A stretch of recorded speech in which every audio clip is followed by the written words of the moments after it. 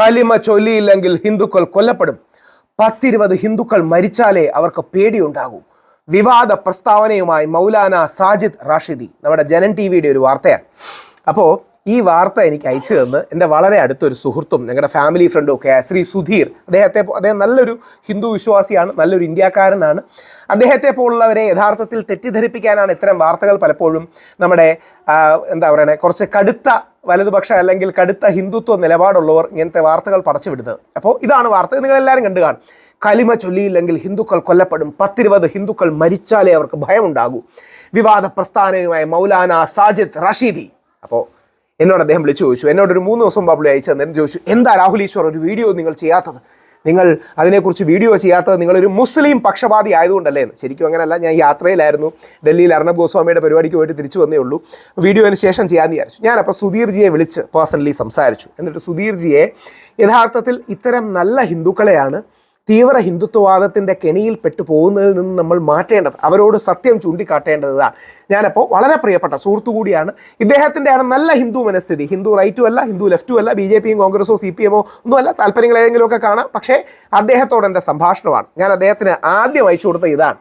ഈ മൗലാന സാജിദ് റാഷിദി ആരാണെന്ന് അറിയാമോ? ഒരു BJPക്കാരനാണ്. BJPക്ക് വോട്ട് ചെയ്യണമെന്ന് പബ്ലിക്കലി ആഹ്വാനം ഇറക്കുന്ന, വീഡിയോ ഇറക്കുന്ന, BJPക്ക് വോട്ട് ചെയ്തു എന്ന് പറയുന്ന ഈ വ്യക്തിയാണ്. ഇദ്ദേഹത്തിൻ്റെ പ്രസ്താവന ഇങ്ങനെ ആയിരുന്നില്ല, വേറെ രീതിയിലായിരുന്നു. ഇദ്ദേഹത്തിൻ്റെ പ്രസ്താവന എങ്ങനെയാണെന്ന് പറഞ്ഞാൽ, പറഞ്ഞതും ശരിയല്ല, അത് വേറെ.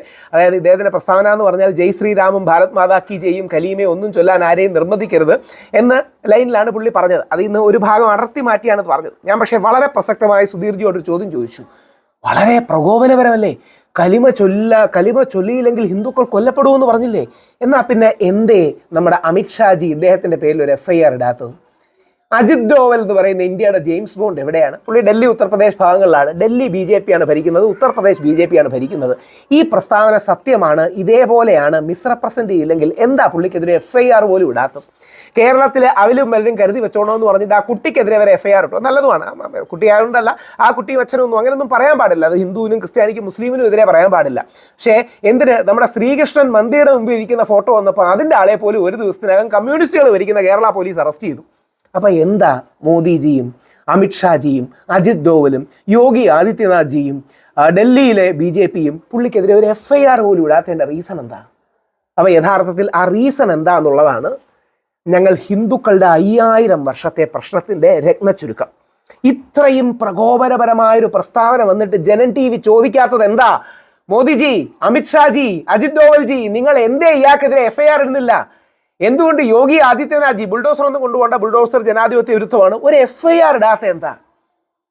ഡൽഹി പോലീസ് പുള്ളിക്കെതിരെ കേസ് എടുക്കാത്ത എന്താ? അത് എന്തുകൊണ്ട് ജനൻ TV ചോദിക്കില്ല എന്നറിയാമോ? ആ ജനൻ TV ചോദിക്കാത്തത് ഞങ്ങളുടെ ഉള്ളിലെ 5000 വർഷങ്ങളുടെ പ്രശ്നമാണ്. ആ 5000 വർഷങ്ങളുടെ പ്രശ്നമാണ് ഏതാനും മിനിറ്റുകളിൽ ഞാൻ ഇദ്ദേഹത്തോട് സംസാരിക്കുന്നത്. അതെന്താണെന്ന് ഈ വീഡിയോ നിങ്ങൾക്ക് കണ്ടുപഠിക്കാം, അല്ലെങ്കിൽ കണ്ടു മനസ്സിലാക്കാം. രാഹുൽജി പറഞ്ഞു. ശരി. 3 കാര്യങ്ങൾ അങ്ങയെ കൺവിൻസ് ചെയ്യുന്ന രീതി ഞാൻ പറയാം. ഞാൻ വീഡിയോ ആയിട്ട് വേറൊന്നും കൊണ്ടല്ല. ഞാൻ ഇന്നലെ റിപ്പബ്ലിക് അർണബ് ഗോസ്വാമിയോടായിരുന്നു. ഇന്ന് രാവിലെ തിരിച്ചെത്തിയുള്ളൂ. ഞാൻ ഡിബേറ്റ് കാണാറുണ്ട്. അപ്പൊ ഇനി ഞാൻ വളരെ സിമ്പിൾ ആയിട്ട് നിഷ്പക്ഷനായിട്ട് അങ്ങ് ഈ സാറുകളെ ശ്രദ്ധിക്കുന്നതാണല്ലോ. കേരളത്തില് നമ്മുടെ ശ്രീകൃഷ്ണൻ, ഞാൻ രാഹുൽജിയുടെ എല്ലാ വീഡിയോയും കാണാറുണ്ട്. ഞാൻ ഇപ്പം ദീപിയോട് ഞാൻ പറയാറുണ്ട്. ഞാൻ ദീപയോട് പറഞ്ഞതിന്റെ കൃത്യമായ സാധനം ഞാൻ ഇത് വെച്ചൊരു വീഡിയോ കൂടെ ചെയ്യാൻ ആഗ്രഹിക്കുന്നുണ്ട്. പറയട്ടെ, ഒരൊറ്റ സിമ്പിൾ സാധനം ചോദിക്കാം. കമ്മ്യൂണിസ്റ്റുകാർ ഭരിക്കുന്ന കേരളത്തിൽ, അതായത് ഹിന്ദുക്കളോട് പ്രത്യേകിച്ച് മമതയൊന്നും ഇല്ല എന്ന് പറയുന്ന, മതേതരവാദികളെന്ന് സ്വയം പറയുന്ന കമ്മ്യൂണിസ്റ്റുകാർ ഭരിക്കുന്ന കേരളത്തിൽ ശ്രീകൃഷ്ണൻ ഒരു മന്ദിക്ക് മുമ്പിലുള്ള AI ജനറേറ്റഡ് പിക്ചർ വന്നപ്പോ അവർ ഒരു ദിവസത്തിനകം അറസ്റ്റ് ചെയ്തു. നമ്മൾ കണ്ടതാണല്ലോ. അങ്ങനെയാണെങ്കിൽ ഡൽഹിയിലാണ് മൗലാന സാജിദ് റാഷിദി. ഡൽഹിയിലും ഉത്തർപ്രദേശിലുമുള്ള BJP സർക്കാരുകൾ, കേന്ദ്രം ഭരിക്കുന്ന നരേന്ദ്രമോദിജി, അതിശക്തനായ അമിത്ഷാജി, അജിത് ഡോവൽജി ഈ പറയുന്ന രീതിയിലാണ് സത്യമെങ്കിൽ, കലിമ ചൊല്ലിയില്ലെങ്കിൽ ഹിന്ദുക്കൾ കൊല്ലപ്പെടും എന്ന് പറഞ്ഞൊരു മൗലാന പറഞ്ഞെങ്കിൽ എന്താ അവർക്കെതിരെ ഒരു FIR പോലും ഇടാത്തെ? തീർച്ചയായിട്ടും എടുക്കേണ്ടതാണ്. അല്ല, എന്തുകൊണ്ടായിരിക്കും ഇടാ? എന്നാലും ഇട്ടിട്ടില്ലല്ലോ, അങ്ങനെ അറിയാലോ, ഇട്ടിട്ടില്ല ഇതുവരെ. എന്താ ചെയ്യാ? എന്തായിരിക്കും ചെയ്യാത്തെ? എന്തായിരിക്കും അങ്ങയുടെ പ്രശ്നം എന്താ? അല്ല, ഞാനത് പിന്നെ പൊളിറ്റിക്കലി ഞാൻ ഒരിക്കലും ഒരു കാര്യം നോക്കാറില്ല. അല്ല പൊളിറ്റിക്കലി ഞാൻ പൊളിറ്റിക്കൽ എന്തുകൊണ്ട് എടുത്തില്ല ഇവിടെയും അതുപോലെ തന്നെ ക്രിസ്ത്യാനികൾക്കെതിരെയോ ഹിന്ദുക്കൾക്കെതിരെയോ മുസ്ലിങ്ങൾക്കെതിരെയോ ആരെങ്കിലും പറയുകയാണ് ഞങ്ങളുടെ കലിമ ചൊല്ലിയില്ല അല്ലെങ്കിൽ ഗീത ചൊല്ലിയില്ല ബൈബിള് ചൊല്ലിയില്ലെങ്കിൽ 10-20 ഹിന്ദുക്കളോ അല്ലെങ്കിൽ മുസ്ലിങ്ങളോ ക്രിസ്ത്യാനികളോ കൊല്ലപ്പെടണം എന്ന് ആരെങ്കിലും പറഞ്ഞാൽ കേസ് എടുക്കേണ്ടതല്ലേ? അപ്പൊ എന്തായിരിക്കും സാക്ഷാൽ യോഗിജിയുടെ സർക്കാരോ ഡൽഹിയിൽ BJP സർക്കാരാണ്, കേന്ദ്രത്തിൽ BJP സർക്കാരാണ്, ഇയാൾക്കെതിരെ ഒരു പരസ്യ പ്രസ്താവന പോലും വരുന്നില്ല, ഇയാൾക്കെതിരെ ഒരു കംപ്ലൈന്റ് എടുക്കുന്നില്ല, ഇയാൾക്കെതിരെ ഏതെങ്കിലും തരത്തിലൊരു ആക്ഷൻ എടുക്കുന്നില്ല. അതെന്തായിരിക്കും? അപ്പൊ ഇനി എന്തായിരിക്കും ഞാൻ തന്നെ പറയാം. പ്രകാരം ഒരു പിന്നെ കമ്മ്യൂണൽ റൈറ്റ്സോ അല്ലെങ്കിൽ വേറൊരു രീതിയിൽ കൊണ്ടുപോകേണ്ടത് ആയിരിക്കും ചിലപ്പോൾ. ഇത് കേസെടുക്കേണ്ട കാര്യമല്ലേ? അതും ഞാൻ അങ്ങോട്ട് എന്താ കാര്യം എന്നും കൂടെ പറയാം. അത് കാര്യം പറയുമ്പോഴാണ് അങ്ങേക്ക് കത്തുക. ഇനി ഈ മൗലാന സാജിദ് റഷീദി ആരെന്നും കൂടെ അറിയണം. ഇയാളൊരു BJP അനുഭാവിയും BJPക്ക് വേണ്ടി വോട്ട് ചെയ്യണമെന്ന് പ്രസംഗിക്കുകയും BJPക്ക് വേണ്ടി വോട്ട് ചെയ്തു എന്ന് പറയുകയും എല്ലാ വലതുപക്ഷ ചാനലുകളും എന്നോട് 1-2 ചാനൽ ചർച്ചയ്ക്ക് എടുത്തിട്ടുണ്ട് ഇരിക്കുകയും ചെയ്യുന്ന വ്യക്തിയാണ്. അപ്പോൾ അതായത് ഇയാൾ നല്ല വിസിബിലിറ്റി ഉള്ള റിപ്പബ്ലിക്കിലും മറ്റും വന്ന് ഇയാൾക്ക് മെയിൻ സ്ട്രീം മുസ്ലിങ്ങളുടെ അല്ല, പക്ഷെ ഇയാളൊരു കുറച്ചൊക്കെ ഒരു സൈഡ് ലൈൻഡ് ഗ്രൂപ്പിന്റെ ആളാ. ഫ്രഞ്ച് എന്ന വാക്ക് ഉപയോഗിക്കുന്നില്ല. ഇനി നമ്മുടെ ജനൻ TV ആണല്ലോ കേരളത്തിൽ ഇത്രയും വലുതായിട്ട് ഇത് കൊടുത്തത്.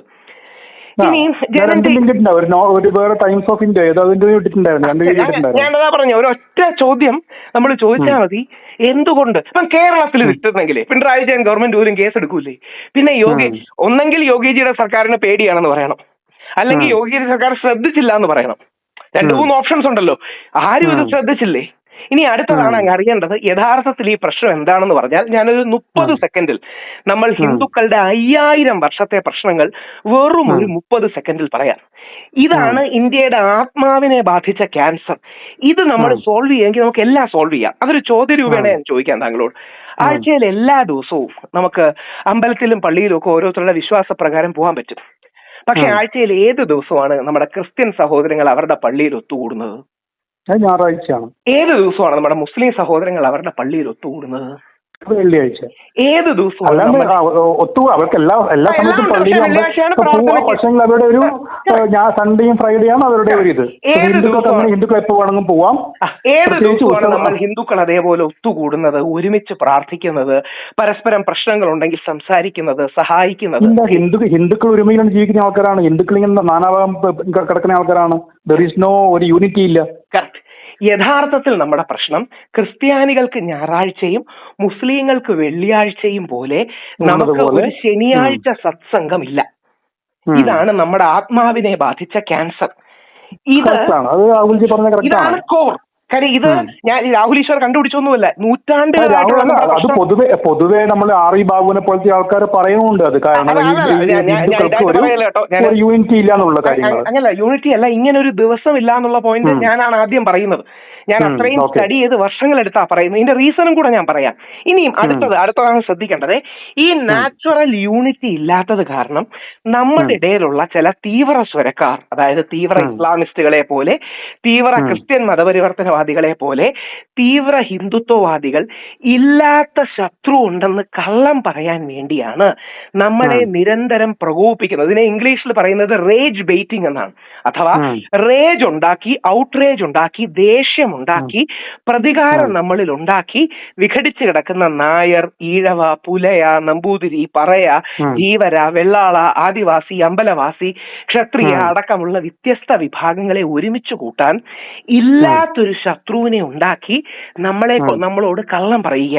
ഇനി ഈ കറക്റ്റ് വിഷയത്തിലേക്ക് വന്നാൽ, അതായത് ഇത് നമ്മുടെ നാട്ടിൽ ഇടുന്നതിന്റെ ഉദ്ദേശം എന്താണ്? അപ്പോ മറുഭാഗത്ത് മുസ്ലിങ്ങൾ നമ്മളെ കൊല്ലാൻ വരുന്നു എന്നൊരു പ്രതീതി ജനിപ്പിക്കലാണ്. ഈ വിഷയം പറയുന്നതിന്റെ 10,000-1 സീരിയസ്നെസ് ഉണ്ട്. ഇപ്പൊ രാഹുൽജി പറഞ്ഞ ആ ഒരു മുസ്ലിങ്ങള് എല്ലാവരും നല്ലവരാണോ? ഹിന്ദുക്കൾ തീവ്രത ഉള്ളതുപോലെ തന്നെ മുസ്ലിങ്ങളും തീവ്ര മുസ്ലിം ആൾക്കാരില്ലേ? ഉറപ്പായിട്ടുണ്ട്. അവരല്ലേ ഒസാമ ബിൻ ലാദൻ, അവരല്ലേ നമ്മുടെ കേരളത്തിലുണ്ട്. നമ്മുടെ ഇന്ത്യയെ പഹൽഗാമിൽ ആക്രമിച്ചവർ, അല്ലെങ്കിൽ നമ്മുടെ മുംബൈ ആക്രമിച്ച അജ്മൽ അമീർ കസിബ്, ഈ ഉറപ്പായിട്ടുണ്ട്. ഇതേപോലെ നമ്മുടെ ഇടയിലുള്ളവരാണ് നമ്മുടെ രാഷ്ട്രപിതാവായ മഹാത്മാഗാന്ധിയെ കൊന്നവർ. ഇതേപോലെ തമിഴന്മാരിലെ ഹിന്ദു അല്ല, പക്ഷെ തമിഴ് തീവ്രസ്വരക്കാരാണ് നമ്മുടെ രാജീവ് ഗാന്ധിയെ കൊന്നത്. സിഖ് തീവ്രസ്വരക്കാരാണ് ഇന്ദിരാഗാന്ധിയെ കൊന്നത്. അപ്പൊ യഥാർത്ഥത്തിൽ ജനൻ ടി വി ഇതിടുന്നതിന്റെ പിന്നിലെ താല്പര്യം എന്താ? ഇത് കേൾക്കുന്ന സാധാരണ ഹിന്ദുവിന് ഔട്ട്റേജ് ഞാനിത് ജനൻ ടി വി കണ്ടിട്ട് ജനൻ ടിവിക്ക് ഒരു മോശമല്ല, ഞാൻ ജനൻ ടി വി ചർച്ചയ്ക്ക് ഞാൻ ജനൻ ടി വി ഇടാൻ വേണ്ടി കാണാം. അതുമാത്രം ലിങ്ക് കിട്ടിയത് എനിക്ക് ആദ്യം പോസ്റ്ററാണ് കിട്ടിയത്. അതാണ് ആദ്യം പോസ്റ്റ് ഇട്ടത്. ഈ ഡിസപ്പിയറിംഗ് എനിക്കറിയില്ല, അതുകൊണ്ടാണ് ഞാനപ്പോ അങ്ങോട്ട് പറഞ്ഞ പോയിന്റ് അതല്ല. യഥാർത്ഥത്തിൽ പോട്ടെ, ഇത് തിരിച്ച് ഞാനൊന്ന് ചോദിക്കാം. ഇത് കേരളത്തിൽ നടന്നു എന്നിരിക്കട്ടെ, ഇത് ഈ സംഭവിച്ചത് കേരളത്തിലെ ഇതേപോലൊരു മൗലാന റഷീദി പറഞ്ഞു എന്നിരിക്കട്ടെ. കേരളത്തിൽ കമ്മ്യൂണിസ്റ്റ് സർക്കാർ അയാൾക്കെതിരെ നടപടി എടുത്തില്ലെങ്കിൽ നമ്മൾ ആ കമ്മ്യൂണിസ്റ്റോ കോൺഗ്രസ് സർക്കാരിനെയോ നിങ്ങൾ മുസ്ലിങ്ങളുടെ അടിമയാണെന്നും നിങ്ങൾ മുസ്ലിങ്ങളുടെ എടുക്കുകയാണെങ്കിൽ ഒരു പബ്ലിക് ഇൻട്രസ്റ്റ് പ്രകാരമെങ്കിലും ആൾക്കാർ പോയി കേസ് കൊടുക്കുന്നത് തീർച്ചയാണ്. അപ്പൊ എന്താ ഇതേ പബ്ലിക് ഇൻട്രസ്റ്റ് ഡൽഹിയിലും യു പിയിലും ഉണ്ടാവാത്തത്? അതെനിക്കറിയില്ല എന്താണുള്ള കാര്യം. അതിന്റെ കാര്യം കൂടെ ഞാൻ പറയാം. കാര്യം പറയുമ്പം അങ്ങേക്ക് കൺവിൻസ്ഡ്. അതായത് ഈ ഹിന്ദുത്വം എന്ന് പറയുന്നത് ഹിന്ദു അല്ല, ഹിന്ദുത്വം എന്ന് പറയുന്നത് പൊളിറ്റിക്കൽ ഹിന്ദുയിസമാണ്. അല്ല, മേ ബി കേസെടുക്കാത്തത് ഇനിയും ഇതും കൂടി ചെയ്തിട്ട് ഈ മുസ്ലിങ്ങളുടെ വെറുപ്പ് സമ്പാദിക്കേണ്ട രീതിയിലായിരിക്കാം. ചിലപ്പോൾ എവിടെ യു പിയിലാണോ ഡൽഹിയിലാണോ എനിക്ക് അറിയത്തില്ല. ഇത് FIR ഇട്ട് എന്നാ പിന്നെ തിരിച്ച് അതേ ലോജിക്ക് നമ്മുടെ മന്തി കാര്യത്തിലും പറഞ്ഞൂടെ?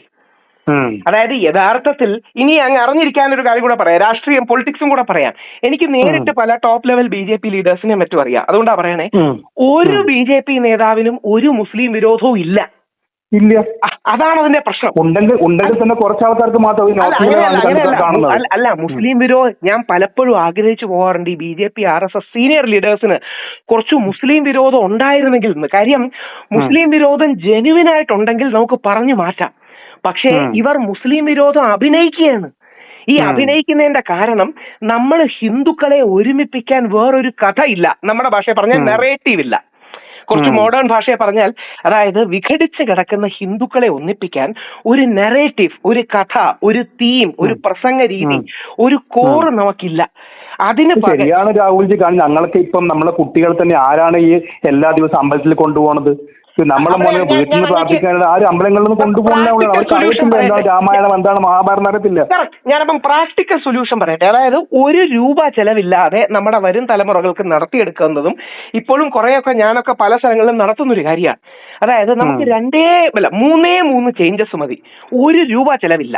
ഒന്ന്, ഞായറാഴ്ച രാവിലെ ക്രിസ്ത്യാനികൾക്ക്, വെള്ളിയാഴ്ച ഉച്ച മുസ്ലിങ്ങൾക്ക്, ശനിയാഴ്ച 6:30 മുതൽ 6:30ക്കാണ് നമ്മുടെ ദീപാരാധന, 7 മുതൽ 8 വരെ, 6:30 മുതൽ 7 മണി വരെ ദീപാരാധനയായിരിക്കും.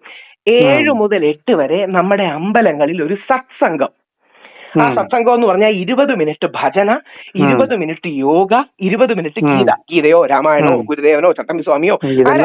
ഫേസ്ബുക്ക് പറഞ്ഞ നമ്പർ 1 വർഗീയവാദിയാ നിങ്ങളെന്ന് പറയുക. ഇല്ല, അവിടെയാണ് അല്ല, അവിടെ അങ്ങനെ വർഗീയവാദിയാന്ന് ആര് പറയുമെന്നറിയാമോ? നമ്മുടെ ഹിന്ദു ഇടതുപക്ഷക്കാര് പറയും. നമ്മുടെ ഹിന്ദു ഇടതുപക്ഷക്കാർ. ഇത് മുസ്ലിമോ ക്രിസ്ത്യാനിയോ പറയില്ല. നമ്മുടെ ഇടയിൽ 3 തരം ഹിന്ദുക്കളുണ്ട്: BJP ഹിന്ദുക്കൾ, കമ്മ്യൂണിസ്റ്റ് ഹിന്ദുക്കൾ, കോൺഗ്രസ് ഹിന്ദുക്കൾ. BJP ഹിന്ദുക്കൾക്ക് അപ്പർ ഹാൻഡ് കിട്ടാതിരിക്കാനാണ് കോൺഗ്രസ് കമ്മ്യൂണിസ്റ്റ് ഹിന്ദുക്കൾ മതപഠനവും ആത്മീയ പഠനവും ഒക്കെ നമുക്ക് എതിർക്കുന്നത്. പകരം നമുക്ക് തിരിച്ചു ചെയ്യേണ്ടത് ഒരു ഗാന്ധിയൻ ഹിന്ദു മോഡലിൽ കമ്മ്യൂണിസ്റ്റ് ഹിന്ദുക്കളെയും കോൺഗ്രസ് ഹിന്ദുക്കളെയും BJP ഹിന്ദുക്കളെയും ഒരുമിപ്പിച്ച് നമുക്ക് മുമ്പോട്ട്. ഇനി പെട്ടെന്ന് ഞാൻ ഒരു ചോദ്യം കൂടെ ചോദിക്കാം. അങ്ങ് ഇന്ത്യ മുഴുവൻ ട്രാവൽ ചെയ്യുന്ന ആളാണ്. ഇന്ത്യയിൽ ഏറ്റവും കൂടുതൽ ഹിന്ദുക്കൾ ബുദ്ധിമുട്ട് അനുഭവിക്കുന്ന ഒരു ജില്ല നമ്മുടെ കൊച്ചു കേരളത്തിലാണ്. ഏതാണെന്ന് പറയണം? ഇന്ത്യയിൽ ഏറ്റവും കൂടുതൽ ഹിന്ദുക്കൾ ബുദ്ധിമുട്ട് അനുഭവിക്കുന്ന ഒരു ജില്ല നമ്മുടെ കൊച്ചു കേരളത്തിലാണ്. ഒന്നിക്കല് കാസർഗോഡോ അല്ലെങ്കിൽ മലപ്പുറം ആയിരിക്കാം. ഇതാണ് നമ്മുടെ മനസ്സിൽ വരുന്നത് അല്ലേ? സ്വാഭാവികമല്ല. നേരെ തിരിച്ച് ഞാൻ കണക്കുകൾ വെച്ച് പറയാം. ഇന്ത്യയിൽ അങ്ങനെ ഏറ്റവും കൂടുതൽ ഹിന്ദുക്കൾ ബുദ്ധിമുട്ട് അനുഭവിക്കുന്ന ജില്ല നമ്മുടെ പത്തനംതിട്ടയാണ്. കാരണം ഇനി കാര്യം കൂടെ പറയാം. ഓരോ വർഷവും പത്തനംതിട്ട കാട് കയറിക്കൊണ്ടിരിക്കുകയാണ്. പത്തനംതിട്ടയിലെ ജനസംഖ്യ ഓരോ വർഷവും കുറഞ്ഞുകൊണ്ടിരിക്കുകയാണ്. ഇങ്ങനെ പോയാൽ 100 വർഷത്തിനകം പത്തനംതിട്ടയിൽ അയ്യപ്പൻ മാത്രമേ കാണൂ, ബാക്കി സ്ഥലങ്ങൾ മുഴുവൻ കാടായിരിക്കും. അതായത് ഓരോ വർഷവും ജനസംഖ്യ കുത്തനെ കുറഞ്ഞുകൊണ്ടിരിക്കുകയാണ്. ഇതിനെക്കുറിച്ച് സാക്ഷാൽ BBC, അതായത് ലോകത്തിൽ ഏറ്റവും ആദരിക്കപ്പെടുന്ന മാധ്യമമായ BBC പത്തനംതിട്ടയിലെ കുമ്പനാട് എന്ന് പറയുന്ന പ്രദേശത്തെക്കുറിച്ച് ഒരു ഉഗ്രൻ സ്റ്റോറി ഇടണം. BBC കുമ്പനാട് അടിച്ചു നോക്കിയാൽ അവരുടെ ടൈറ്റിൽ എന്ന് പറഞ്ഞാൽ ലോകത്തിലെ ഏറ്റവും ജനസംഖ്യയുള്ള രാജ്യത്തെ പ്രേത നഗരം എന്നാണ്. അതായത് കുമ്പനാട് സ്കൂള് ക്ലോസ് ചെയ്യുകയാണ്, ഹോസ്പിറ്റൽ ക്ലോസ് ചെയ്യുകയാണ്, ബാങ്ക് ക്ലോസ് ചെയ്യാണ്. കാര്യം ആളില്ല.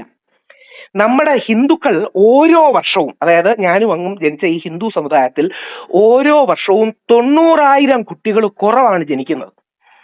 2020 മുതൽ കേരളത്തിൽ മുസ്ലിം കുട്ടികളാണ് കൂടുതൽ ജനിക്കുന്നത്. ഇപ്പൊ ഞാൻ പറഞ്ഞു എപ്പോഴും മെജോറിറ്റി ഇപ്പം മൈനോറിറ്റി ഇല്ല, മൈനോറിറ്റി ഇപ്പൊ ഹിന്ദുക്കളാണ്, മെജോറിറ്റിയാണ് മുസ്ലിം. ഞാൻ തിരിച്ചൊരു കാര്യം ചോദിച്ചോട്ടെ, അത് ആരുടെ കുഴപ്പമെന്ന് അറിയാമോ? നമ്മുടെ തെറ്റായ പോപ്പുലേഷൻ പോളിസിയുടെ കുഴപ്പമാണ്. തീർച്ചയായിട്ടും അതെ. ഇപ്പൊ ഞങ്ങളിപ്പോ എനിക്കിപ്പോ ഒരു മോനാണ്, ഞാൻ അയ്യോ 2 കുട്ടികളൊക്കെ ഞാൻ അവന്റെ പഠിപ്പ്, ഞാൻ ജീവിച്ചിരിപ്പുണ്ടാവും, അവൻ നോക്കണം, അങ്ങനെ കുറച്ച് ചിന്തകൾ നമുക്കുണ്ട്. അല്ല, എന്റെ അച്ഛന് ഒരു മോനായതാ. ഇനി ഞാനും ദീപയും ഞങ്ങൾ ആദ്യം 7 വർഷം വീട്ടുകാർക്ക് താല്പര്യമുണ്ടെങ്കിൽ ഞാൻ കുട്ടി വേണ്ടാന്ന് പറഞ്ഞിരുന്നു. കാര്യം ഇനിയും കുട്ടി ഉണ്ടായാല് അവന്റെ കാശ്, അവന്റെ ജീവിതം, നമുക്കൊരു ഫാമിലി ഓറിയന്റേഷൻ നമ്മുടെ കമ്മ്യൂണിറ്റിന്ന് കിട്ടും. നമ്മളൊക്കെ ബാങ്ക് സമ്പാദ്യം ഉണ്ടാക്കിയതിനു ശേഷമാണ് കുട്ടികൾ വേണോ തീരുമാനിക്കുന്നത്. അതായത് നമുക്ക് പേടിയും ഇൻസെക്യൂരിറ്റിയാണ്. നേരെ തിരിച്ച് നമ്മുടെ എല്ലാം മാരേജ് ലേറ്റ് ആണ്, നമ്മുടെ എല്ലാം കല്യാണം ലേറ്റ് ആണ്. അതായത് ഒരു 3 തലമുറ കഴിയുമ്പോൾ ഒരു മുസ്ലിം തലമുറ കൂടുതൽ ജനിക്കും. അതായത് ഞാൻ 38 വയസ്സിലാണ്, 37 വയസ്സില. ഇത് ആരുടെ കുഴപ്പമാ? നമ്മുടെ കുഴപ്പമാണ്. എന്നിട്ട് നമ്മൾ വെളിയിൽ ചെന്ന് ഒന്നെങ്കിൽ കപട മതേതരത്വം പറയും, അല്ലെങ്കിൽ മുസ്ലിം വിരോധം പറയും. ഒന്നെങ്കിൽ കമ്മ്യൂണിസ്റ്റുകാരുടെ കൂടെ ചേർന്ന് ജാതി മതം ഒന്നും നോക്കേണ്ട കാര്യമില്ല, നമ്മൾ വിശ്വമാനവികരാണെന്ന് കള്ളം പറയും, അല്ലെങ്കിൽ മുസ്ലിം വിരോധം. ഇനി ക്രിസ്ത്യൻ കണക്ക് വെച്ച് പറയാം. അതായത് മോദിജിയുടെയും പിണറായി വിജയൻ ഗവൺമെന്റും ഇന്നലെ വരെ എടുത്തിരുന്ന കണക്കുകൾ വെച്ച് പറയുക.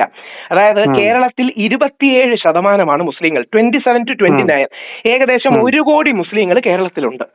50 മുതൽ 55% വരെയാണ് ഹിന്ദുക്കൾ. ഏകദേശം 1,90,00,000 2 കോടി ഹിന്ദുക്കൾ കേരളത്തിലുണ്ട്. 17-18% ക്രിസ്ത്യാനികളാണ് കേരളത്തിലുള്ളത്. 70 ലക്ഷം, 65-70 ലക്ഷം.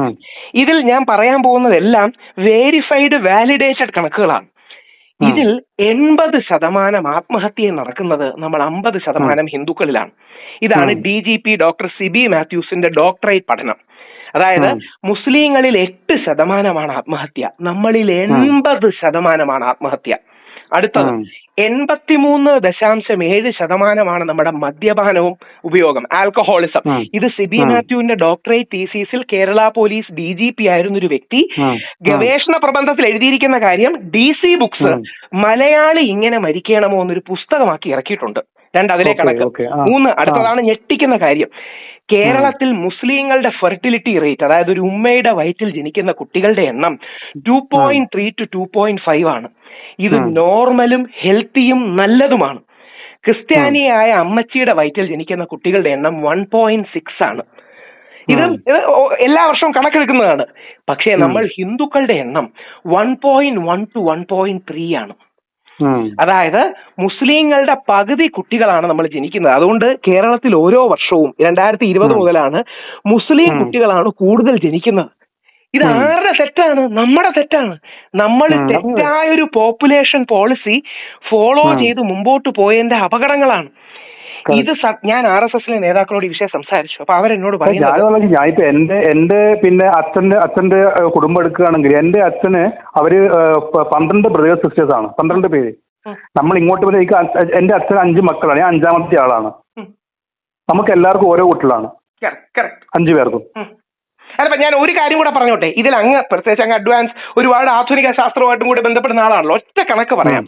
ഗൂഗിളിലൊക്കെ സെർച്ച് ചെയ്യുമ്പോൾ അല്ലെങ്കിൽ ChatGPT സെർച്ച് ചെയ്യുമ്പം ഇതാണ് ഗോൾഡൻ വാക്കുകൾ: replacement level fertility rate. Replacement level fertility rate, അതായത് ഒരു സമുദായം, ഒരു കുടുംബം, ഒരു സമൂഹം നിലനിന്ന് പോകണമെങ്കിൽ ആ സമൂഹത്തിൽ ഒരു സ്ത്രീയുടെ വയറ്റിൽ 2.1 കുട്ടികൾ ജനിക്കണം. ഈ 0.1ന്റെ കണക്കെന്ന് പറഞ്ഞാൽ മോർട്ടാലിറ്റി റേറ്റ്, ചെറിയ പ്രായത്തിൽ മരിച്ചുപോയി, ആക്സിഡന്റ് ആയി, അങ്ങനെ പോകുന്ന കുട്ടികളുടെ കണക്ക് വെച്ചാണ്. ഇത് വേൾഡ് ഓവർ UNഉം WHO ഒക്കെ അക്സെപ്റ്റ് ചെയ്യുന്ന കണക്കാണ്. അതായത് ഒരു അമ്മയുടെ വയറ്റിൽ 2.1 കുട്ടികൾ ജനിച്ചില്ലെങ്കിൽ ആ സമൂഹവും സമുദായവും തകർച്ചയിലേക്ക് പോകും. ഇപ്പൊ അതിന്റെ ഏറ്റവും വലിയ ഉദാഹരണമാണ് സൗത്ത് കൊറിയ. സൗത്ത് കൊറിയയിലെ ഫെർട്ടിലിറ്റി റേറ്റ് 0.88 ആണ്. ജപ്പാനിലെ ഫെർട്ടിലിറ്റി റേറ്റ് 1 ആണ്. 100 വർഷത്തിനുള്ളിൽ ജപ്പാനും സൗത്ത് കൊറിയയും ഭൂമുഖത്തു നിന്ന് ഇല്ലാതാകും. ഇനി അടുത്തത്, ഞാൻ എന്താ പറയുക, വേദനിപ്പിക്കാനോ വിഷമിപ്പിക്കാനോ അല്ല, ഈ ഫെർട്ടിലിറ്റി റേറ്റിലാണ് നമ്മൾ ഹിന്ദുക്കൾ പോകുന്നതെങ്കിൽ 120 വർഷം കൊണ്ട് കേരളത്തിൽ ഹിന്ദുക്കൾ ഇല്ലാതാകും. അത് മുസ്ലിങ്ങൾ കൂടുന്നോണ്ടല്ല. കേരളത്തിലെ ഹിന്ദുക്കളുടെ ഇതിന്റെ മറ്റൊരു പ്രതിഫലനമാണ് തിരുവിതാംകൂറിലെ ഒഴിഞ്ഞു കിടക്കുന്ന വീടുകൾ. ഇത് നമ്മൾ പറയുമ്പോൾ ഈ പോയിന്റിലേക്ക് എത്താതിരിക്കാൻ കമ്മ്യൂണിസ്റ്റുകാർ ഇടയ്ക്ക് കയറി വന്ന് നമ്മുടെ ശ്രദ്ധ തെറ്റിക്കാനായിട്ട് എന്ത് പറയുന്ന അറിയാമോ, അത് ഫുൾ മൈഗ്രേഷൻ കാരണമാണെന്ന്. 10-15% മൈഗ്രേഷനാണ്, സത്യം, ഇല്ലെന്ന് പറയുന്നില്ല. പക്ഷേ 85% നമ്മുടെ കുടുംബം, കുട്ടികൾ 2.1 റേറ്റ് നമുക്ക് ഉണ്ടാകുന്നില്ല. അപ്പൊ നമ്മുടെ യഥാർത്ഥ പ്രശ്നങ്ങൾ ഇതൊക്കെയാണ്.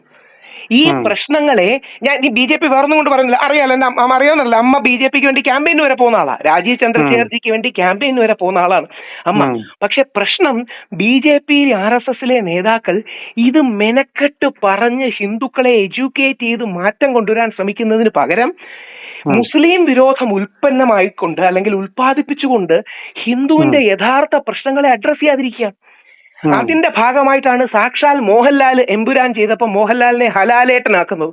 അന്നത്തെ ക്യാമ്പയിൻ ഓർമ്മ കാണും. മോഹൻലാൽ നമ്മുടെ അനിൽ നമ്പ്യാർജി എന്ന് പറഞ്ഞാൽ ഞാൻ സൂര്യ തൊട്ട് അറിയുന്ന നമ്മുടെ ചേട്ടനെ പോലത്തെ ആളാണ്. അനിൽ നമ്പ്യാർജി വരെ മോഹൻലാലിനെ ഹലാലേട്ടെന്നും ഇയാള് മറ്റേ മുസ്ലിം ഇത് പോയി ദുബായി പോയി അവാർഡ് മേടിച്ചു എന്നൊക്കെ. ഇതിന്റെ കാര്യം ഇങ്ങനെ ചെയ്തുകൊണ്ട് നമുക്കൊരു ഗുണവുമില്ല.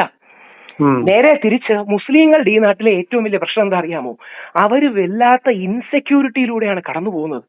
അതായത് താൻ അക്സെപ്റ്റഡ് ആണോ, തന്റെ കുട്ടികളും തന്റെ വരും തലമുറയും ഈ നാട്ടിൽ സേഫ് ആയിരിക്കുമോ? കാര്യം അവരെന്നും കേൾക്കുന്നത് മുസ്ലിം വിരോധമാണ്. സോഷ്യൽ മീഡിയ തുറന്നാൽ ഈ മുസ്ലിം വിരോധം നമ്മുടെ BJP നേതാക്കൾ പറയുന്നത് ഒട്ടും ആത്മാർത്ഥതയില്ലാതെയാണ്. അവർക്ക് ടെമ്പററി കയ്യടി കിട്ടാനും ടെമ്പററി വിവാദം സൃഷ്ടിക്കാനും ഞാൻ പെട്ടെന്ന് അങ്ങേക്ക് കൺവിൻസ് ആകുന്ന എല്ലാവരും ഇങ്ങനെ ഇന്നസെന്റ് ആണോ? മുസ്ലിങ്ങളെ ഞാൻ തിരിച്ചൊരു പെട്ടെന്ന് കൺവിൻസ് ആവുന്ന ഒരു പോയിന്റ് പറയാം.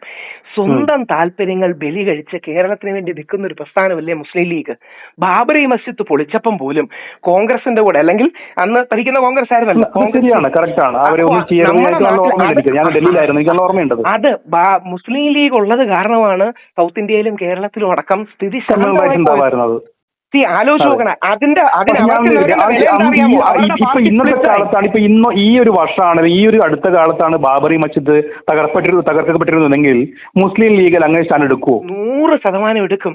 മുസ്ലിം ലീഗ് പോലൊരു പാർട്ടിക്ക് അങ്ങനെ അവർ ത്യാഗം ചെയ്ത് നിന്നതല്ലേ അന്ന്. ഇനി തിരിച്ചൊരു വരി മൺമറഞ്ഞു പോയി. ഇന്ന് ജീവിച്ചിരിക്കുന്ന ആൾക്കാർക്ക് അങ്ങനെയാണോ? കുഞ്ഞാലിക്കുട്ടി സാഹിബിന് കുഴിയായി കഴിഞ്ഞാല് കുഞ്ഞാലിക്കുട്ടി സാറിനെ പോലെ ഏറ്റവും ശരിക്കും തിരിച്ചാലോചിച്ച് നോക്കി. അല്ല, എനിക്ക് പേഴ്സണലായിട്ട് അറിയുന്ന ഒരാളാണ് കുഞ്ഞാലിക്കുട്ടി സാർ. പക്ഷെ അതിനകത്ത് കുറെ വിഷജന്തുക്കൾ കുറെ ഉണ്ട്. എല്ലാ സമുദായത്തിലും, നമ്മുടെ സമുദായത്തിലുള്ളത് പോലെ അവരുടെ സമുദായത്തിലും കാണില്ലേ? പക്ഷേ ബഹുഭൂരിപക്ഷം മുഖ്യധാര മോഡറേറ്റ് ലീഡർഷിപ്പാണ്. ഇനിയും ഒരു നിമിഷത്തേക്ക് ഒരു ഹൈപ്പോത്തറ്റിക്കൽ ക്വസ്റ്റ്യൻ സബ്മിറ്റ് ചെയ്യുകയാണെ, കേരളത്തിൽ ഒരു മുസ്ലിമും ഇല്ലാന്ന് വിചാരിക്കുക. അതായത് കേരളത്തിൽ ഇപ്പൊ ഒരു മുസ്ലിം 3.5 കോടിയിൽ 1 കോടി മുസ്ലിങ്ങളില്ല, നമ്മളെല്ലാം കൂടെ പോട്ടെ, ക്രിസ്ത്യാനികളും ഇല്ലാന്ന് വിചാരിക്കുക. അതായത് കേരളത്തിൽ 1 കോടി മുസ്ലിങ്ങളും 70 ലക്ഷം ക്രിസ്ത്യാനികളും ഇല്ല. നമ്മൾ ഏകദേശം 2 കോടി ഹിന്ദുക്കളെ കേരളത്തിലുള്ളൂ എന്ന് ഒരു നിമിഷത്തേക്ക് നമ്മൾ കരുതുക. നായരും ഈഴവനും പുലയനും പറയനും ബ്രാഹ്മണനും ക്ഷത്രിയനും എല്ലാം കൂടെ ചേർന്ന് നമ്മൾ 2 കോടി ഹിന്ദുക്കൾ മാത്രമേ ഉള്ളൂ.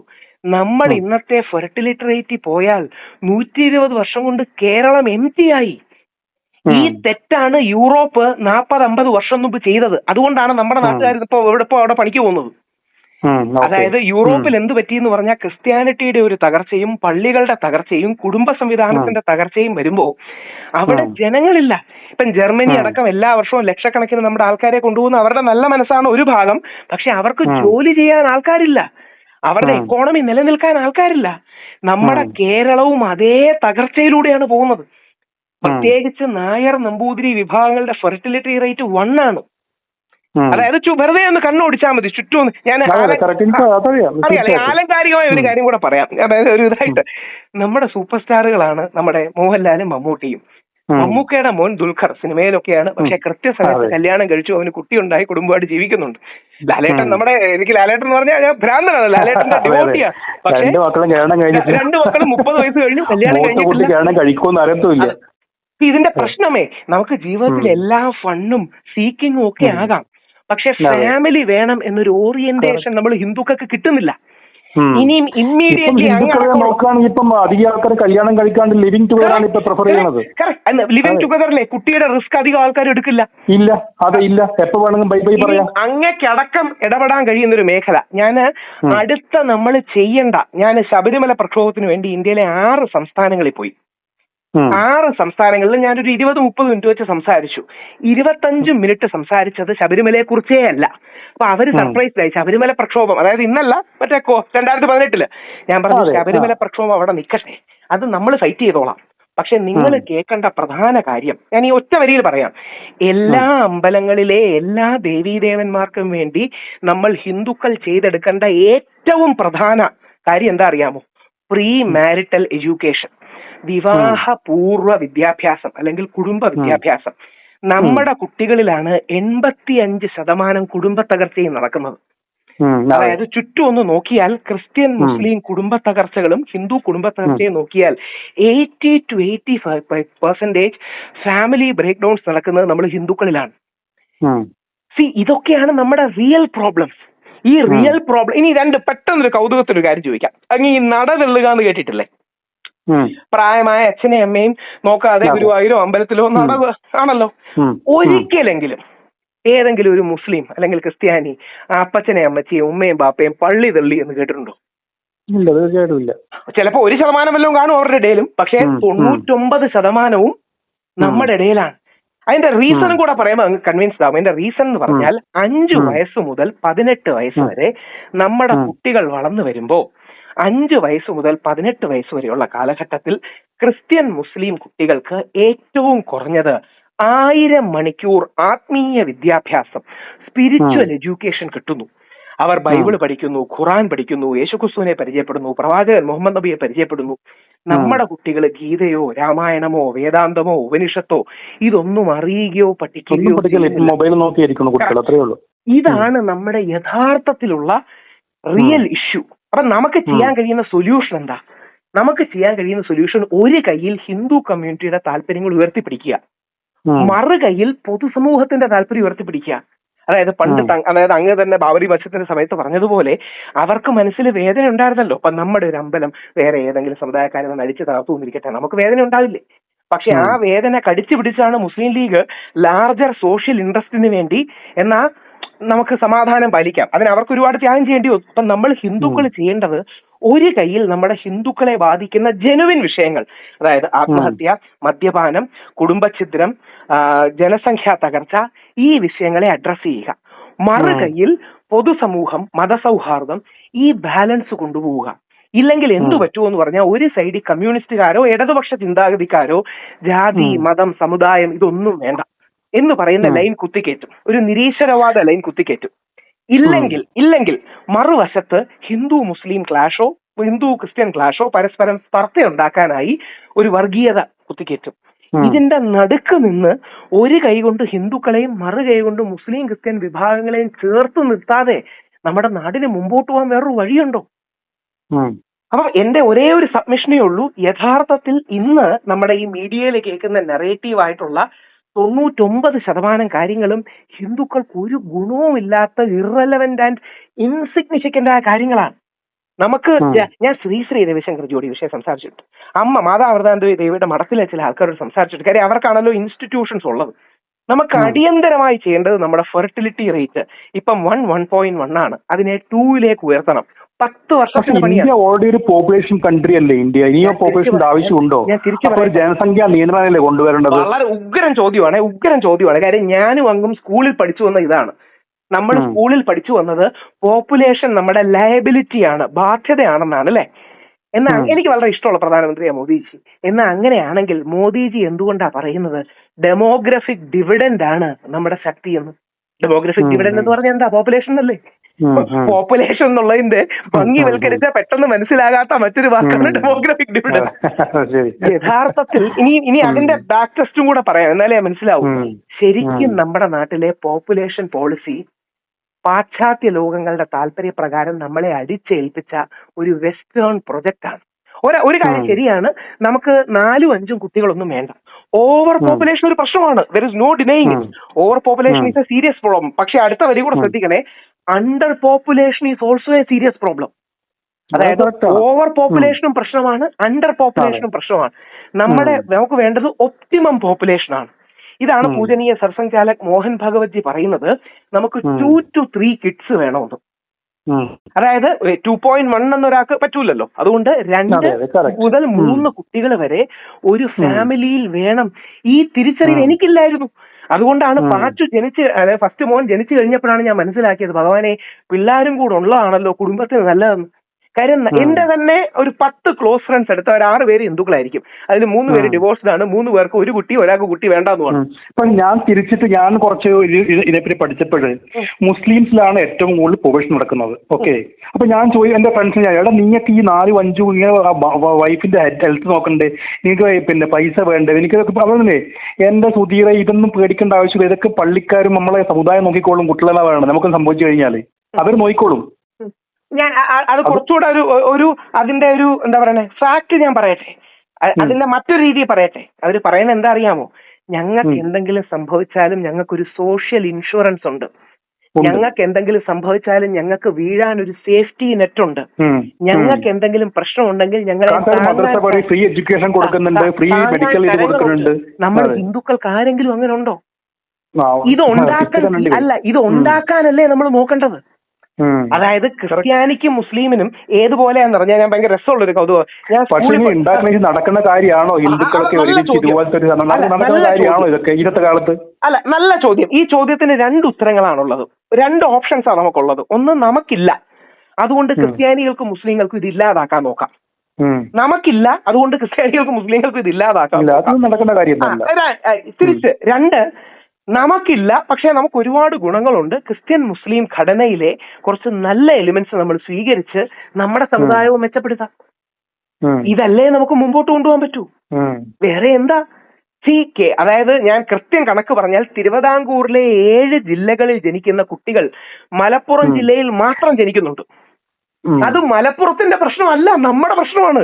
ഒന്നും കൂടിയുണ്ട് രാഹുൽജി, കാരണം വെച്ചാല് പിന്നെ ഈ ക്രിസ്ത്യൻസിനും മുസ്ലിംസ് അവർക്കൊക്കെ ഒരു നാഥനുണ്ട്, നമുക്കൊരു നാഥനില്ല.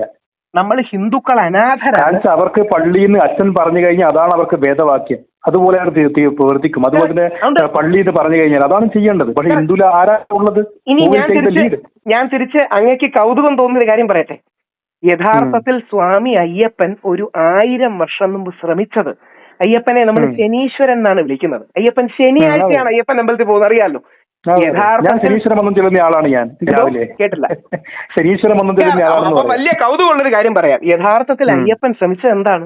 അയ്യപ്പൻ 1000 വർഷങ്ങൾക്ക് മുമ്പ് അമ്പലങ്ങളിലെ പൂജാരിമാർ നല്ലതാണ്, അവരിരുന്നോട്ടെ, എന്നാൽ അത് കൂടാതെ നമുക്ക് ക്രിസ്ത്യൻ പള്ളിയിലച്ചന്മാരുടെ മാതൃകയിൽ, മുസ്ലിം മൗലവിമാരുടെ മാതൃകയിൽ ഹിന്ദുക്കൾക്കൊരു ഗൈഡ് വേണം, ഒരു സ്പിരിച്വൽ ഗൈഡ്. അയ്യപ്പൻ അതിനെ വിളിച്ച പേരാണ് ഗുരുസ്വാമിമാർ. ഈ ഗുരുസ്വാമി സിസ്റ്റം ഉണ്ടാക്കാനാണ് അയ്യപ്പൻ ഒരു 1000 വർഷം മുമ്പ് ശ്രമിച്ചത്. ഒന്ന് ആലോചിച്ച് നോക്കിയാൽ ഈ ഗുരുസ്വാമിമാരാണ് നമ്മളെ ശബരിമലയിലെ പോകുമ്പോൾ ഗൈഡ് ചെയ്യുന്നത്. അതായത് പൂജാരിമാർക്ക്, നമ്മുടെ പൂജാരിമാർ, ഞാൻ പൂജാരിമാരുടെ കുടുംബത്തിൽ നിന്നാണ് പറയുന്നത്, പൂജാരിമാർക്ക് പള്ളിയിലച്ഛന്റെയോ മൗലവിയുടെയോ ജോലി ചെയ്യാൻ സമയമില്ല. കാര്യം അവർക്ക് ഞങ്ങളുടെ നാട്ടിലൊക്കെ പൂജാരിമാർക്ക് സാധാരണ ആൾക്ക് തൊടാൻ പാടില്ല, അപ്പൊ കെട്ടി നടക്കാൻ വേണ്ടി അവർക്ക് പറ്റില്ല. പക്ഷെ ഈ ഗുരുസ്വാമി സിസ്റ്റം വെച്ച് നമ്മൾ ചെയ്യേണ്ടത്, നമ്മൾ ശനിയാഴ്ചകളിൽ സത്സംഗം തുടങ്ങി ഒരു 15 വർഷത്തെ 10 to 15 ഇയേഴ്സിലെ പരിപാടി നമുക്ക് ഏറ്റവും മിനിമം ഉണ്ട്. അവിടെയാണ് അങ്ങ് നേരത്തെ പറഞ്ഞ ചലഞ്ച് വരുന്നത്. ഇതാരെങ്കിലും ഓപ്പൺലി അഡ്രസ് ചെയ്താൽ അവരെ പെട്ടെന്ന് നമ്മൾ വർഗീയവാദികളാക്കും. ഇത് ആരെങ്കിലും ഓപ്പൺലി അഡ്രസ് ചെയ്താൽ അവരെ കമ്മ്യൂണലാക്കും. സോ എന്താ ചെയ്യേണ്ടത്? അതുകൊണ്ട് ഞാൻ അടക്കമുള്ളവർ ചെയ്യുന്നത് ബോധപൂർവം നമ്മുടെ മുസ്ലിം ക്രിസ്ത്യൻ സഹോദരങ്ങളിലേക്ക് റീച്ച് ഔട്ട് ചെയ്ത്, ഞങ്ങൾ വർഗീയവാദികളല്ല, ഞങ്ങൾ നിങ്ങളുടെ കൂടെ ഉള്ളവരാണ്, നിങ്ങളുടെ നന്മയുടെ പോസിറ്റീവ് ഞങ്ങളിലേക്ക് എടുക്കാൻ നോക്കുകയാണ് എന്ന് അവരെ കൂടെ ബോധ്യപ്പെടുത്തി വിശ്വാസത്തിലെടുത്ത് നമ്മുടെ ഇടയിൽ ഒരു മാറ്റം ഉണ്ടാക്കാൻ നോക്കുക. ഞാൻ ഇതിന്റെ പ്രാക്ടിക്കൽ വിജയം കൂടി പറയാം. ശബരിമല പ്രക്ഷോഭം തുടങ്ങുന്നതിന് മുമ്പ്, അത് ഞാൻ അറസ്റ്റിലാണ്, എനിക്കറിയാലോ, ഞാൻ എല്ലാ സ്ഥലത്തും പോയത്, ഞാൻ ഒരു മിനിമം 8 ക്രിസ്ത്യൻ പള്ളിയിൽ അച്ഛന്മാരെയും 3-4 മുസ്ലിം നേതാക്കളെയും ഞാൻ പോയി കണ്ടു. എന്നിട്ട് അവരോട് പറഞ്ഞു, നിങ്ങളുടെ എല്ലാ ആശംസയും സപ്പോർട്ട് ഞങ്ങൾക്ക് വേണം, നമ്മൾ എല്ലാവർക്കും വേണ്ടി കൂടെയാണ് പോരാടുന്നത്. കാര്യം നാളെ ഞങ്ങളുടെ അമ്പലത്തിൽ ഈ മറ്റേ ഫെമിനിസ്റ്റുകൾ അല്ലെങ്കിൽ ഈ തീവ്ര ഫെമിനിസ്റ്റുകൾ വന്ന് റോള് കാണിച്ചാൽ നിങ്ങളുടെ പള്ളിയിലും മറ്റും ഇതേപോലെ വരാൻ സാധ്യതയുണ്ട്. എല്ലാ അമ്പലവും പള്ളിയും ബഹുമാനിക്കപ്പെടണം, നിങ്ങൾ കൂടെ നിൽക്കണം. അന്ന് മുസ്ലിം ലീഗാണ് ശബരിമല പ്രക്ഷോഭത്തെ ആദ്യം പിന്തുണച്ച പാർട്ടികളിലൊന്ന്. നമ്മള് ക്രിസ്ത്യാനികൾ ഇന്ത്യയിൽ എത്ര 2.25% ഉള്ളൂ. മുസ്ലിങ്ങൾ ഇന്ത്യയിൽ എല്ലാം കൂടെ 15-16% ഉള്ളൂ. നമ്മൾ അവരെ ഒരു കൈയിൽ വിശ്വാസത്തിലെടുക്കുക, ഇതാണ് ഗാന്ധിജി ചെയ്തത്. എന്നിട്ട് മറു കൈ കൊണ്ട് ഹിന്ദുക്കളുടെ പ്രശ്നങ്ങൾ സോൾവ് ചെയ്യുക. വേറെ എന്ത് വഴിയാ നമുക്ക് നമ്മുടെ മുമ്പിലുള്ളത്? പക്ഷെ ഇതെന്തുകൊണ്ട് രാഹുലിന് നമ്മുടെ ആൾക്കാരെ പറഞ്ഞ് മനസ്സിലാക്കാൻ പറ്റുന്നില്ല? ഇത് അതിന്റെ കാര്യം കൂടെ പറയട്ടെ, അതിന്റെ കാര്യം കൃത്യമായിട്ട് ഞാൻ പറയാം, ഒരു സിനിമ വെച്ച് പറയാം. യഥാർത്ഥത്തിൽ നമ്മുടെ ഹിന്ദുക്കളുടെ മനസ്ഥിതിയുടെ അല്ലെങ്കിൽ ഈ ഹിന്ദുത്വവാദികളുടെ മനസ്ഥിതി ഏതുപോലെയാന്ന് പറഞ്ഞാൽ കറക്റ്റ് നമ്മുടെ മണിച്ചിത്രത്താഴിലെ നാഗവല്ലിയുടെ മനസ്ഥിതിയാണ്. അതായത് അവര് വില്ലത്തികളല്ല. ഗാന്ധിജിയെ കൊന്ന ഗോഡ്സെയും ഒരർത്ഥത്തിൽ വില്ലനല്ല.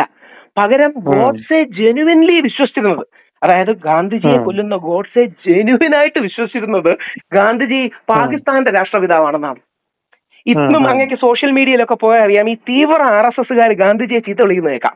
മോദിജി ഒന്നും ചെയ്യില്ല, മോദിജി മോഹൻ ഭഗവത്ജി ഒക്കെ ഗാന്ധിജിയെ വലിയ കാര്യമാണ്. പക്ഷെ തീവ്ര സംഘി എന്നൊക്കെ വിളിക്കുന്ന ആൾക്കാരുണ്ടല്ലോ, തീവ്ര ഹിന്ദുത്വം, അവര് ഗാന്ധിജിയെ ചീത്ത വിളിക്കുന്ന ആൾക്കാരാണ്. കാരണം അവർക്ക് ഈ ബാലൻസ് മനസ്സിലാകുന്നില്ല. അങ്ങേ കൺവിൻസ് ചെയ്യാൻ പെട്ടെന്ന് ഞാൻ ഒരു പോയിന്റ് കൂടെ പറയാം. ഇന്ത്യയുടെ കൊടി കണ്ടിട്ടില്ലേ? നമ്മുടെ ഇന്ത്യയുടെ കൊടിയിലെ 3 നിറങ്ങളുടെ 3 അർത്ഥം എന്താ?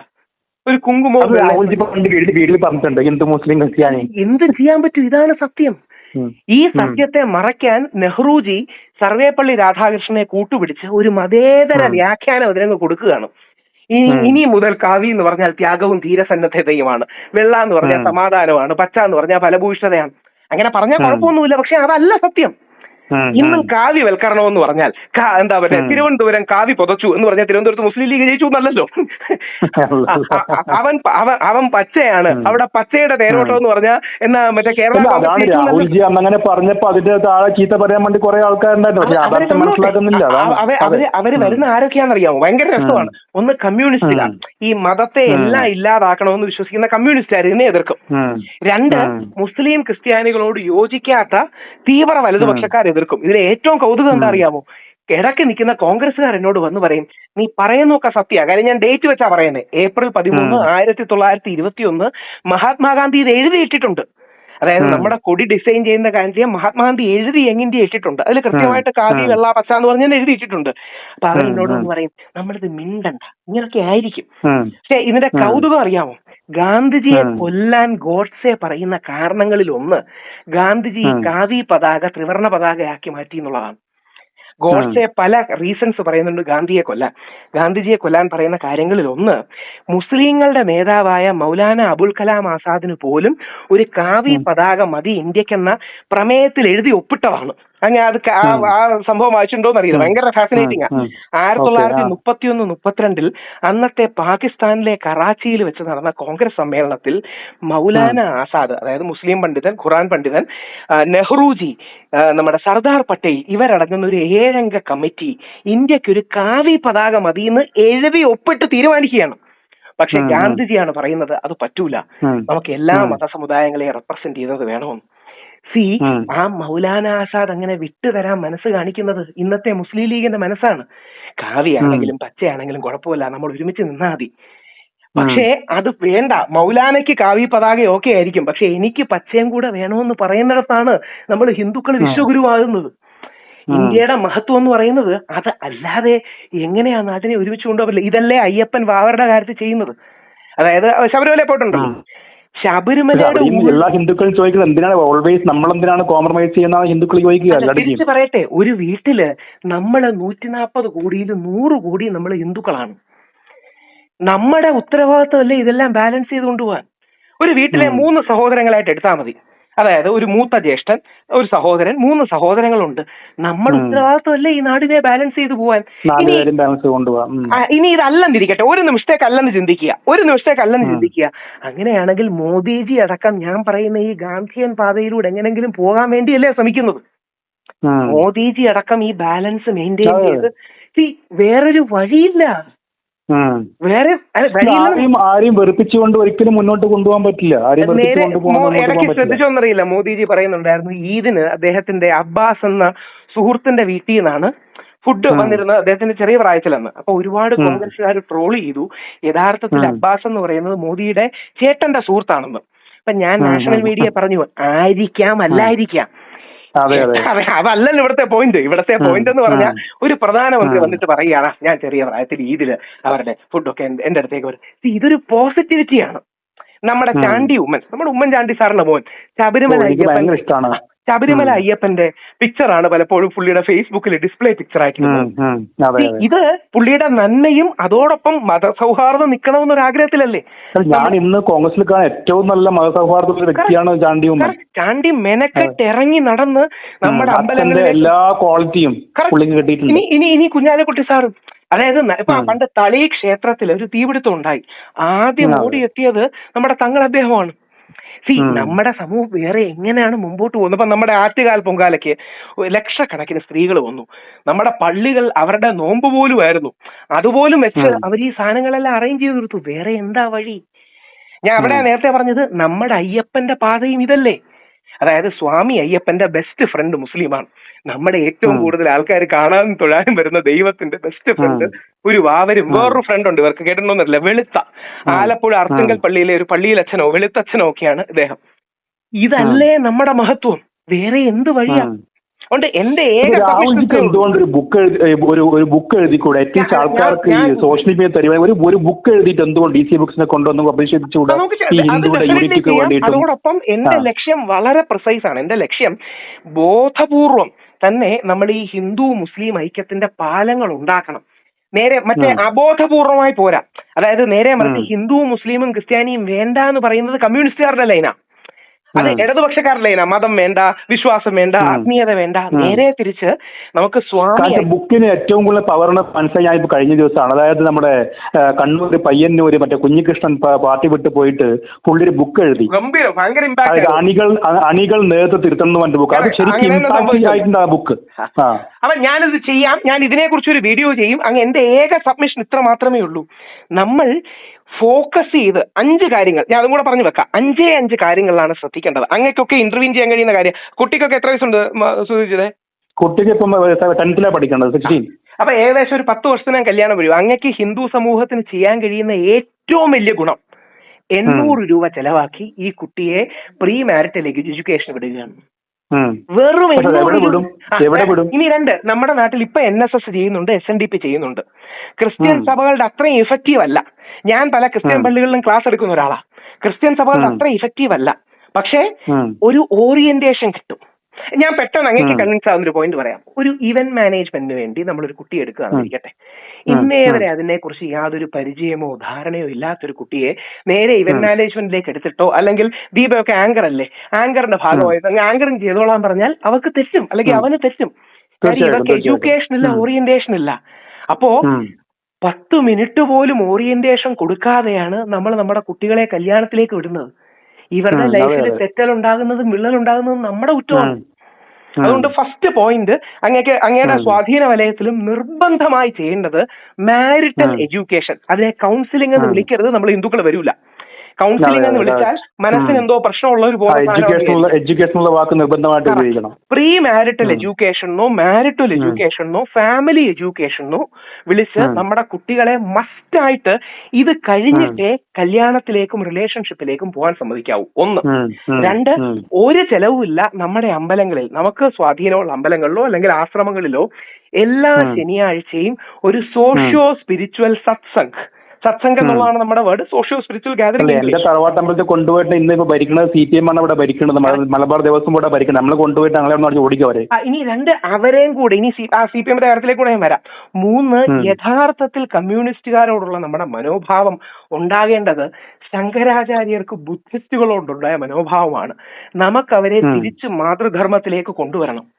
അതായത് ബുദ്ധിസ്റ്റുകൾ എന്ന് പറഞ്ഞാൽ യഥാർത്ഥത്തിൽ ഹിന്ദു സമൂഹത്തിൽ തന്നെ ഉണ്ടായിരുന്ന നമ്മുടെ സിസ്റ്റത്തുകളോട് റെബൽ ചെയ്തു പോയവരാണ് ബുദ്ധിസ്റ്റുകളും ജൈനിസ്റ്റുകളും എല്ലാം. ശങ്കരാചാര്യ കാലത്ത് അദ്ദേഹം എന്ത് ചെയ്തു എന്ന് പറഞ്ഞാൽ അവരെ വീണ്ടും നമ്മളിലേക്ക് തന്നെ കൊണ്ടുവന്നു, സ്വാംശീകരിച്ചു. ഇതേപോലെ നമ്മുടെ ഇടതുപക്ഷക്കാർ നമ്മുടെ തെറ്റ് കാരണം, നമ്മുടെ ജാതീയത കാരണം, നമ്മുടെ ഉച്ചനീചത്വങ്ങൾ കാരണം നമ്മൾ നമ്മുടെ പിന്നോക്കക്കാരെ മോശമായി ട്രീറ്റ് ചെയ്തതുപോലെ ലോകത്തിൽ ആരും ഒരു സമുദായത്തെയും ചെയ്തു കാണില്ല. ഈ വിഷമത്തിലും വിപ്ലവത്തിലുമാണ് നമ്മുടെ നാട്ടിൽ ലെഫ്റ്റ് പ്രസ്ഥാനങ്ങൾ ഉണ്ടാകുന്നത്. ഇന്നും അവർക്ക് വോട്ട് ചെയ്യുന്നത് ഹിന്ദു പിന്നോക്ക വിഭാഗങ്ങളിലെ ആൾക്കാരാണ്. അപ്പോ ആ കമ്മ്യൂണിസ്റ്റ് സുഹൃത്തുക്കളെ ഒരു ആത്മീയതയിലേക്ക്, ഒരു ബ്രോഡർ സ്പിരിച്വൽ ഫ്രെയിംവർക്കിലേക്ക് നമുക്ക് തിരിച്ചു കൊണ്ടുവരാൻ കഴിയണം. 4, അടിയന്തരമായി നമുക്ക് ആത്മഹത്യ, മദ്യപാനം, കുടുംബ തകർച്ച ഇതുപോലുള്ള സാധനങ്ങൾക്ക് ഒരു ലൈഫ് കോച്ചിങ്, ലൈഫ് മെന്ററിങ് തുടങ്ങിയ സാധനങ്ങൾ വേണം. ഇപ്പം കൊറോണ വന്ന സമയം ഓർമ്മയുണ്ട്, കോവിഡ്. അങ്ങനെ ശ്രദ്ധിച്ചോന്നറിയില്ല, 9 പേര് മദ്യം കിട്ടാതെ ആത്മഹത്യ ചെയ്തു. അന്ന് വലിയ വാർത്തയാണ്. ഒരാൾ ഒഴിച്ച് ബാക്കി 8 പേര് ഹിന്ദുക്കളായിരുന്നു. ഒരു കായംകുളത്ത് ഒരു മുസ്ലിം ഒഴിച്ച് ബാക്കി 8 പേരും ഹിന്ദുക്കളായിരുന്നു. അതിന്റെ കാരണം നമുക്കൊരു എഡ്യൂക്കേഷൻ, ഓറിയന്റേഷൻ തുടങ്ങിയ കാര്യങ്ങളില്ല. അപ്പൊ ഞാൻ ചെയ്യുന്നത് എന്താണെന്ന് പറഞ്ഞാൽ വെക്കാം. ഞാൻ ചെയ്യുന്നത് ഒരു സൈഡിൽ ഇപ്പൊ നമ്മൾ എന്തെങ്കിലും ഐഡിയ മുമ്പോട്ട് വെച്ച ഏറ്റവും എതിർക്കുന്ന ആരായിരിക്കും? കമ്മ്യൂണിസ്റ്റുകാരാണ്. അവരെന്ത് പറയും? നീ ഹിന്ദു വർഗീയതയ്ക്ക് വേണ്ടി ചെയ്യുന്നതാണെന്ന് പറയും, നീ വർഗീയവാദിയാണ്, മറ്റേതാണ് എന്ന് പറഞ്ഞ് പറയും. നേരെ തിരിച്ച് നമ്മുടെ മുസ്ലിം ക്രിസ്ത്യൻ ജനവിഭാഗങ്ങളെ കൺവിൻസ് ചെയ്യുക, നിങ്ങൾക്കൊരു ദോഷവും ഇല്ല നമ്മൾ ചെയ്യുന്നതുകൊണ്ട്, നമ്മളുടെ യൂണിറ്റി നിങ്ങൾക്കെതിരല്ല, നമ്മളുടെ യൂണിറ്റി നമുക്ക് നല്ലതിനും രാജ്യത്തിന്റെ നല്ലതിനും വേണ്ടിയാണ്, അല്ലെങ്കിൽ ലോകത്തിന് നല്ലതിനും വേണ്ടിയിട്ടാണ് എന്ന് അവരെ, അതായത് ഒരു കയ്യിൽ ഗീതയും മറുകൈയിൽ കോൺസ്റ്റിറ്റ്യൂഷനും, അവരാണെങ്കിൽ ഒരു കയ്യിൽ ഖുറാനും മറുകൈയിൽ കോൺസ്റ്റിറ്റ്യൂഷനും, ക്രിസ്ത്യാനികളാണെങ്കിൽ ഒരു കയ്യിൽ ബൈബിളും മറുകൈയിൽ കോൺസ്റ്റിറ്റ്യൂഷനും, ഈ ബാലൻസ് വെച്ച്, അതായത് കുഞ്ഞാലിക്കുട്ടി സാറ് ചെയ്യുന്ന, മുനീർ സാഹിബ് ചെയ്യുന്ന, ക്രിസ്ത്യൻ സഭകൾ ചെയ്യുന്ന, ചാണ്ടി ഉമ്മൻ ചെയ്യുന്ന, ഉമ്മൻചാണ്ടി സാറ് ചെയ്യുന്ന ഈ സ്പേസിലേക്ക് നമ്മൾ ഹിന്ദുക്കൾക്ക് വരണം. വെള്ളാപ്പള്ളി നടേശൻ സാറ് പറയുന്നത് പോലെ മലപ്പുറത്ത് നിന്ന് ശ്വാസം വലിക്കാൻ പറ്റുന്നില്ലെന്ന് പറഞ്ഞാലേ അല്ല, കൂടെയുള്ള ഈഴവ സുഹൃത്തുക്കൾ പോലും ചിരിക്കില്ലേ? വെളിയിൽ തള്ളി പറയില്ല, പക്ഷെ ഉള്ളിൽ ചിരിക്കില്ലേ? പകരം ഈ ബാലൻസ് മെയിൻറ്റെയിൻ ചെയ്ത് കൊണ്ടുപോകുക എന്നുള്ള 2 സൈഡിൽ നിന്നും ചീത്ത കേൾക്കുന്ന പണിയാണ് ഞാൻ എടുക്കുന്നത്. അതായത് എനിക്കെതിരെ പോപ്പുലർ ഫ്രണ്ടുകാർ സുപ്രീം കോടതിയിൽ കേസിന് പോയിട്ടുണ്ട്. ഇനി അങ്ങേക്ക് അറിയാമെന്നറിയില്ല, കേരളത്തിൽ ആദ്യമായി ഐസിസിന്റെ ത്രെറ്റ് വന്ന വ്യക്തി ഞാനാണ്. വെറുതെ രാഹുൽ ഈശ്വർ ഐസിസ് നടിച്ചു നോക്കിയാൽ ആ വാർത്ത കാണാം. അതായത് ജമാഅത്തെ ഇസ്ലാമിയുടെ ഒരു സംവാദ പരിപാടിയിൽ ഞാനായിരുന്നു മുഖ്യാതിഥി.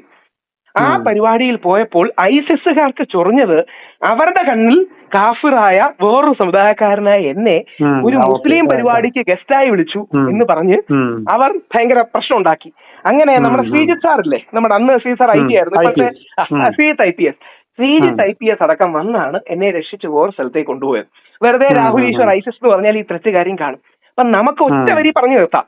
ഒരു സൈഡിൽ ഇസ്ലാമിസ്റ്റ് തീവ്രത, മറു സൈഡിൽ തീവ്ര ഗോഡ്സേവാദം, ഇത് രണ്ടും ഉപേക്ഷിച്ച് ഒരു മധ്യപാതയിൽ കൊണ്ടുപോവുക എന്ന ശ്രമകരമായ പണി. ഞാൻ ഈ ഒരു വരി കൂടെ കൺവിൻസ് ചെയ്ത് നിർത്താം. എനിക്ക് ഇഷ്ടമുള്ള ഒരാളാണ് രാജീവ് ചന്ദ്രശേഖർജി എന്നുള്ളതുകൊണ്ട് ഒരു എക്സാമ്പിൾ പറഞ്ഞു നിർത്താം. ഈ പാതയല്ലേ പുള്ളി ശ്രമിക്കുന്നത്, അതുകൊണ്ടല്ലേ അദ്ദേഹം പറയുന്നത് മുസ്ലിം വീടുകളിലേക്ക് ഞങ്ങള് പോകുന്നുണ്ട്, കന്യാസ്ത്രീമാരെ അറസ്റ്റ് ചെയ്തപ്പം പോയി അദ്ദേഹം സ്വന്തം കാറിൽ പോയി കന്യാസ്ത്രീമാരെ ഇറക്കി കൊണ്ടുവന്ന്.